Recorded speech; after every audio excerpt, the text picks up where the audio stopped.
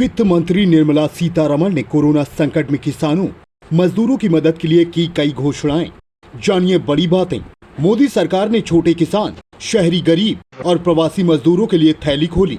एक देश एक राशन कार्ड की सुविधा का हुआ शुभारंभ। मोदी सरकार ने कोरोना काल में वित्त मंत्री सीतारमण ने आज खोला दूसरा पिटारा। आर्थिक पैकेज की दूसरी किस्त की घोषणा गुरुवार को वित्त मंत्री निर्मला सीतारमण ने की। दूसरी किस्त में प्रवासी मजदूरों, किसानों, रेहड़ी पटरी वालों और छोटे व्यापारियों पर फोकस रहा।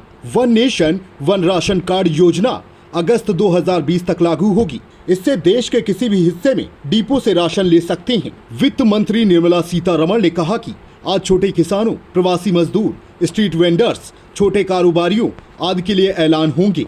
3 माह लोन मोरेटोरियम सुविधा के साथ 3 करोड़ किसान ने कुल 4.22 लाख करोड़ रुपए के एग्रीकल्चर लोन के लिए आवेदन किया। किसानों को ब्याज पर सहायता दी गई है। साथ ही 25 लाख नए किसान क्रेडिट कार्ड को मंजूरी दी है। कृषि के क्षेत्र में मार्च और अप्रैल में 63 लाख कर्ज मंजूर किए गए, जो लगभग 86,600 करोड़ रुपए के हैं। कॉर्पोरेटिव और क्षेत्रीय रूरल बैंक के लिए मार्च 2020 में नाबार्ड ने 29,500 करोड़ रुपए के रिफाइनेंस का प्रावधान किया है। ग्रामीण क्षेत्र में विकास के लिए राज्यों को मार्च में 4200 करोड़ रुपए उपलब्ध कराए गए। वित्त मंत्री निर्मला सीतारमण ने कहा, राज्य सरकारों को अनुमति दी है कि वे आपदा के लिए रकम का इस्तेमाल कर प्रवासी मजदूरों के लिए खाने और रहने का इंतजाम करें। ये राज्यों का अधिकार है कि वह इसे कैसे इस्तेमाल करें। शहरी बेघर गरीब हैं, उनके लिए केंद्र सरकार की ओर से व्यवस्था की जा रही है। इसके लिए 11,000 करोड़ रुपए दिए गए हैं। एक दिन में शेल्टर होम्स में प्रति व्यक्ति के लिए 3 मील्स दी गई हैं। साथ ही 2 महीनों में 7200 नए SHG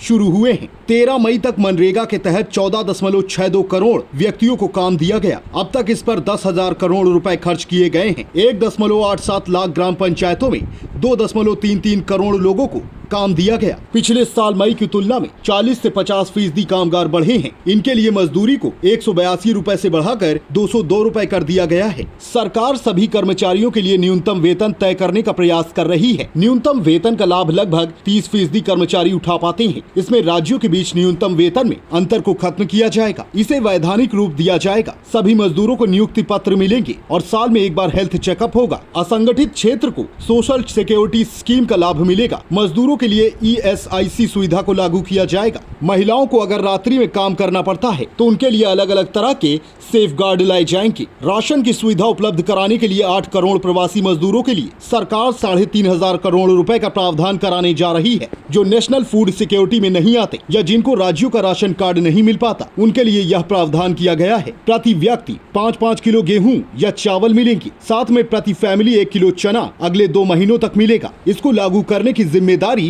राज्य सरकारों की है। प्रवासी मजदूर और शहरी गरीबों को कम कीमत पर रहने की सुविधा मिल पाए, इस बड़ी योजना का संकल्प लेकर प्रधानमंत्री नरेंद्र मोदी आए हैं। प्रधानमंत्री आवास योजना के अंतर्गत कम कीमत वाले किराए के घर आने वाले समय में मिलेंगे। सरकार मौजूदा बने हुए घरों को भी इसमें शामिल करेगी। इसके लिए सरकार उद्योगपतियों और राज्य सरकारों को प्रेरित करेगी ताकि वो अपने राज्य में काम करने वाले मजदूरों के लिए रहने की व्यवस्था बनाएं। मुद्रा शिशु लोन के माध्यम से लगभग 3 करोड़ लोगों को लाभ मिलने वाला है, जो 1,500 करोड़ रुपए के करीब होगा। उनकी ब्याज दर में सरकार 2% की छूट दे रही है। इसका खर्चा मोदी सरकार उठाएगी। गरीब से गरीब लोगों को इसका लाभ मिलेगा। रेहड़ी लगाने वाले, पटरी पर सामान बेचने वाले, घरों में काम करने वाले श्रमिक साथियों के लिए 5,000 करोड़ रुपए की क्रेडिट फैसिलिटी लेकर आए हैं। प्रति व्यक्ति को 10,000 रुपए तक की सुविधा मिल सकती है। इसको 1 महीने के अंदर लॉन्च कर दिया जाएगा। डिजिटल पेमेंट करने वालों को अतिरिक्त लाभ मिलेगा। उन्हें आने वाले समय में 10,000 के बजाय ज्यादा पैसा मिल सकता है। वे अपना कारोबार बढ़ा सकते हैं। 50 लाख स्ट्रीट वेंडर्स को इसका लाभ मिलेगा।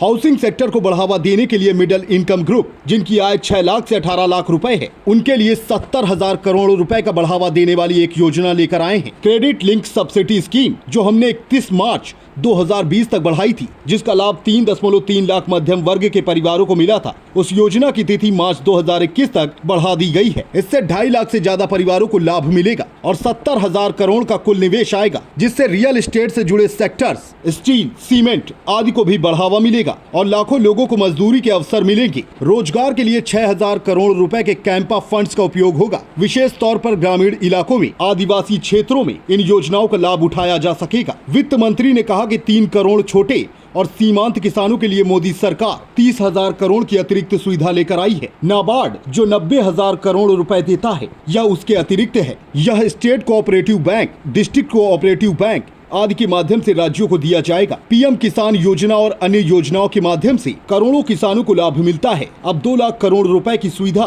कंसेशनल क्रेडिट को बढ़ावा देते हुए 2.5 करोड़ किसानों को इसका लाभ मिलेगा। किसान क्रेडिट कार्ड के माध्यम से इनको लाभ मिलेगा। इसके लिए एक विशेष अभियान चलाया जाएगा और सस्ते में कर्ज मिलेगा। इसके तहत किसानों के अलावा मछुआरों और पशुपालकों को भी इसका लाभ मिलेगा और उनकी आय के साधन बढ़ेंगे। कांग्रेस ने वित्त मंत्री निर्मला सीतारमण के द्वारा आर्थिक पैकेज से जुड़ी दूसरे दिन की घोषणाओं को लेकर आरोप लगाया कि कोई राहत नहीं दी गई।